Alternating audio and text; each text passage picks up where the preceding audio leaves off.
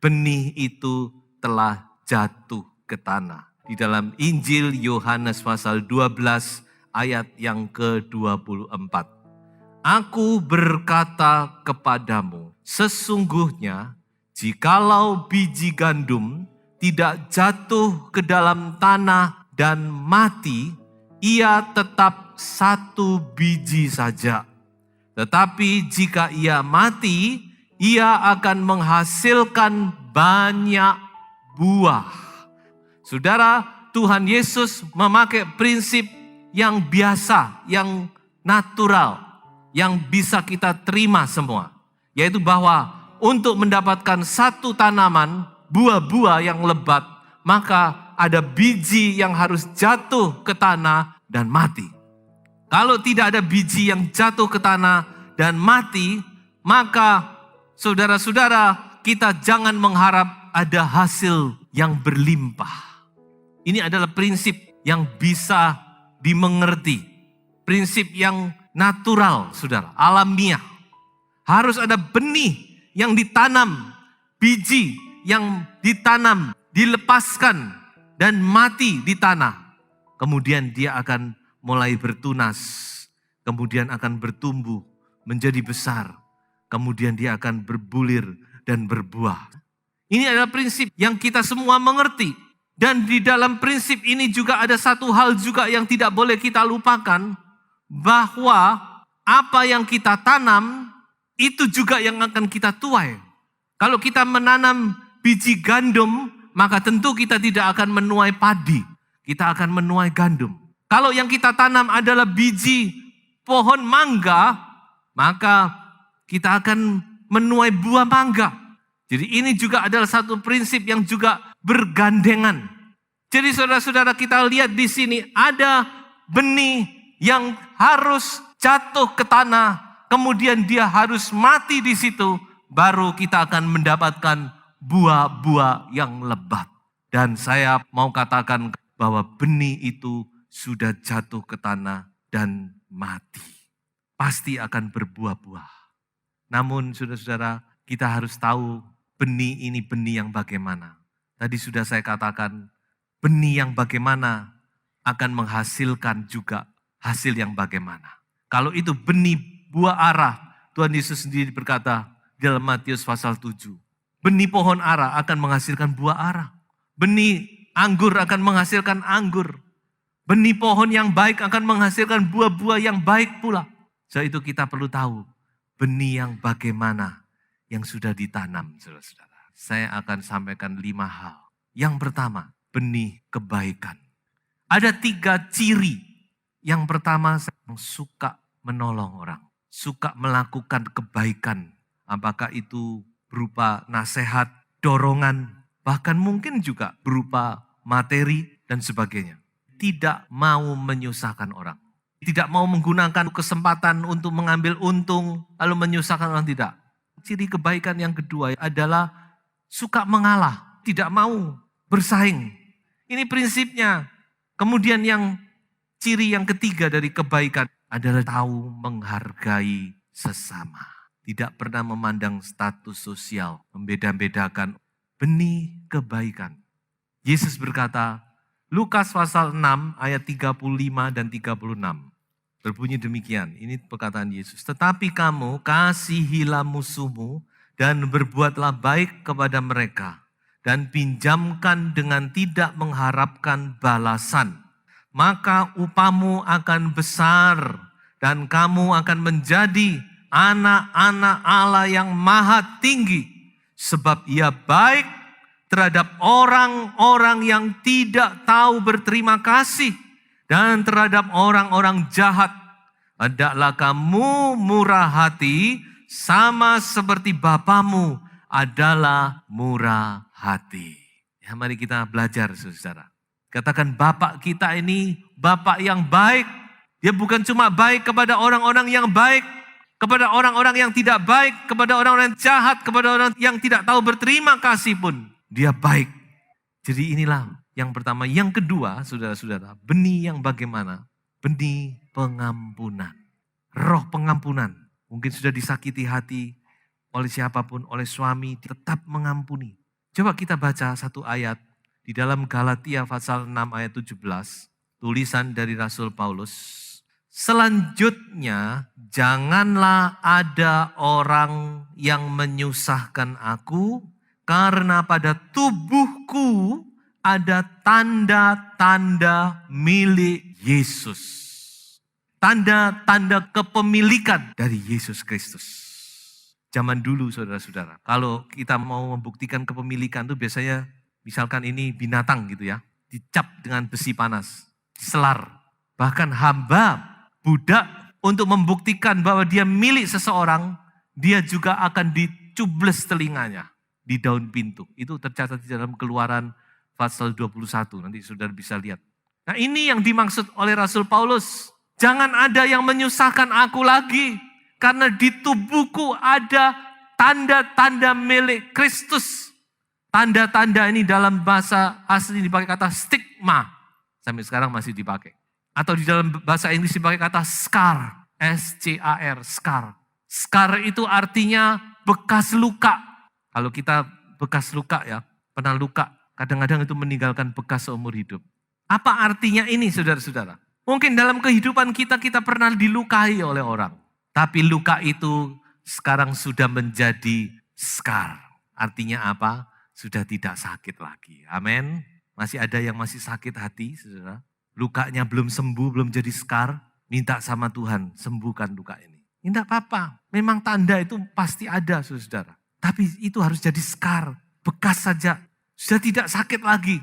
Dijamah pun tidak sakit, tidak berdarah. Karena apa? Itu kan yang lalu. Sekarang sudah sembuh. Nah, ini yang harus kita miliki, scar. Dan scar ini justru membuktikan bahwa kita adalah milik Yesus Kristus. Artinya apa? Mau tidak mau, kadang-kadang memang Tuhan izinkan. Saya mau katakan Tuhan izinkan di dalam hidup kita akan dilukai. Jangan kaget kalau saudara dilukai. Tapi justru saudara dilukai itulah yang akan membuktikan bahwa saudara adalah milik Tuhan Yesus Kristus. Kalau sudah tidak punya tanda, mungkin Tuhan akan bingung mana tandanya kalau kamu milik. Sudah tidak bisa menunjuk. Tapi scar, Paulus berkata di tubuhku banyak scar. Bukan cuma di tubuhku, saya yakin juga di hati Paulus banyak wound scars. Bekas-bekas luka. Tapi justru ini membuktikan bahwa aku adalah milik Kristus, kata Rasul Paulus. Dan luka-luka itu sudah sembuh. Minta Tuhan menyembuhkan. Yang justru membuktikan bahwa dia adalah milik Tuhan Yesus Kristus. Yang ketiga adalah benih ketaatan dan kedisiplinan. Taat dan disiplin dalam segala hal. Dalam belajar, dalam hal ibadah pelayanan. Prinsip kehidupan kita. Apa yang semestinya kita lakukan itu. Jangan ikuti perasaan. Kadang perasaan kita bisa naik up and down. Kadang senang, kadang tidak senang, kadang suka, tidak suka. Kadang gembira, kadang susah. Kalau kita ngikuti perasaan kita, kadang giat, kadang loyo. Tidak baik gitu. Gembira, marah itu memang perasaan. Tapi kita kalau mengikuti emosi, kita tidak bisa menabur katanya. Pengkhotbah. Siapa yang melihat awan dan angin, dia tidak akan menabur. Awan dan angin itu bicara perasaan manusia yang berubah-ubah. Coba kita baca prinsip Rasul Paulus di dalam Kisah Para Rasul pasal 20 ayat yang ke-18. Perhatikan saudara, ini adalah pidato perpisahan Rasul Paulus dengan tua-tua sidang jemaat Efesus. Perkataannya, kamu tahu bagaimana aku hidup di antara kamu sejak hari pertama aku tiba di Asia ini. Dengan segala rendah hati aku melayani Tuhan. Dalam pelayanan itu aku banyak mencucurkan air mata dan banyak mengalami pencobaan dari pihak orang Yahudi yang mau membunuh aku. Sungguh pun demikian aku tidak pernah melalaikan apa yang berguna bagi kamu. Sampai di sini.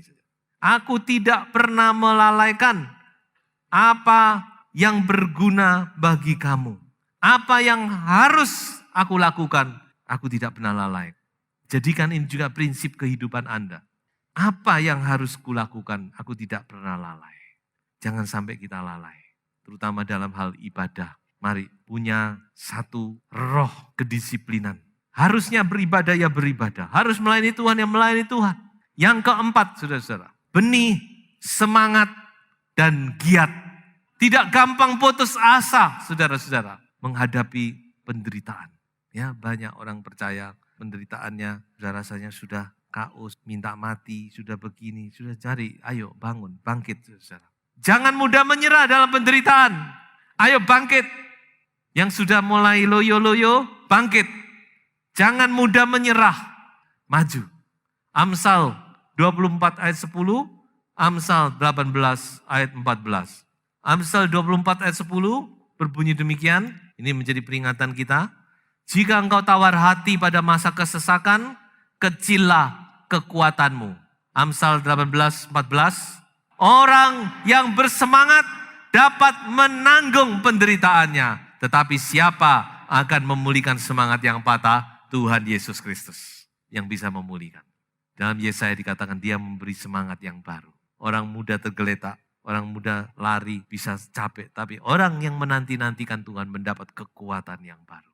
Dan yang kelima, sekaligus yang terakhir, yaitu benih ketekunan dan kesabaran.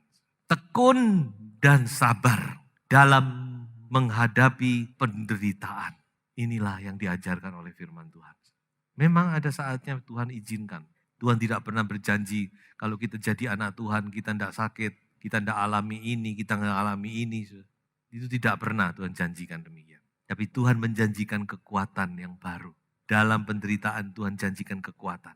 Dalam kesulitan Tuhan janjikan jalan keluar. Dalam lembah bayang-bayang mau Tuhan janjikan penyertaan. Ini yang ada. Tekun dan sabar dalam penderitaan.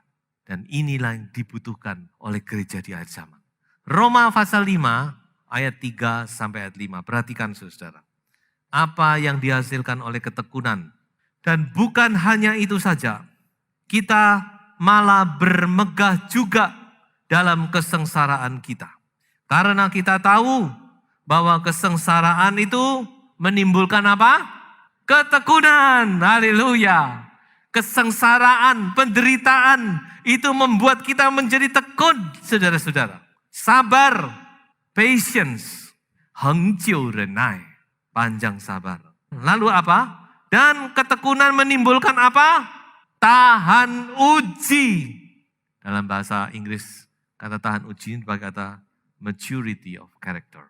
Artinya apa? Kedewasaan karakter. Jadi rupanya kedewasaan karakter itu dihasilkan dari penderitaan. Lalu kita tekun dalam penderitaan, kita menjadi dewasa.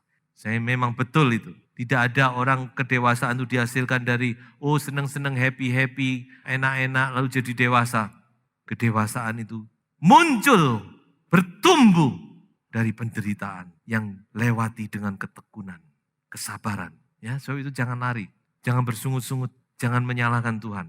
Dan kalau sudah tahan uji, dikatakan tahan uji menimbulkan apa? Pengharapan. Ada pengharapan di dalam kedewasaan. Dan ayat yang kelima berkata, pengharapan itu tidak mengecewakan. Karena kasih Allah telah dicurahkan di dalam hati kita oleh Roh Kudus yang telah dikaruniakan kepada kita. Pengharapan itu tidak mengecewakan. Haleluya. Dream.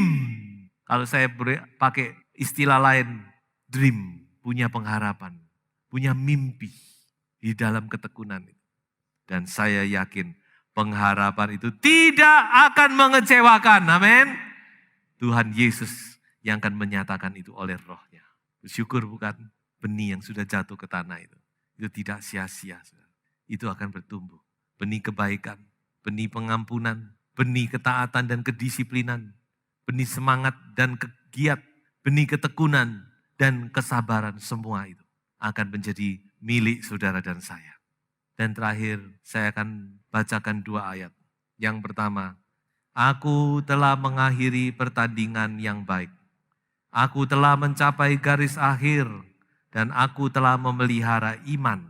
Sekarang telah tersedia bagiku mahkota kebenaran yang akan dikaruniakan kepadaku oleh Tuhan. Tiap orang punya lane sendiri-sendiri, saudara, yang harus kita lalui. Kita tidak bisa ke lane-nya orang lain. Kita kena dis nanti. kita punya lane sendiri, kita punya garis sendiri, dan kita punya titik finish sendiri. Ayo, kita semua sedang lari nih. Lari di lane kita masing-masing. Saudara-saudara, ini perlombaan massal. Kita punya lane sendiri. Ayo saudara, lari, saudara. Maju terus. Apapun yang terjadi, saudara, maju saja. Lari terus. Jangan berhenti.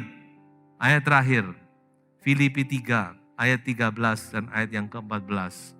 Aku melupakan apa yang telah di belakangku dan mengarahkan diri kepada apa yang di hadapanku dan berlari-lari kepada tujuan untuk memperoleh hadiah. Supaya satu kali kita juga bersorak, puji Tuhan, saya telah mencapai garis finish. Maju, saudara. Kita punya lane sendiri-sendiri. Ayo, satu kali kita mau juga mencapai garis finish dan mendapatkan mahkota itu, upah yang Tuhan sediakan itu. Lupakan yang di belakang, lari ke depan kepada tujuan mencapai garis finish. Tuhan memberkati.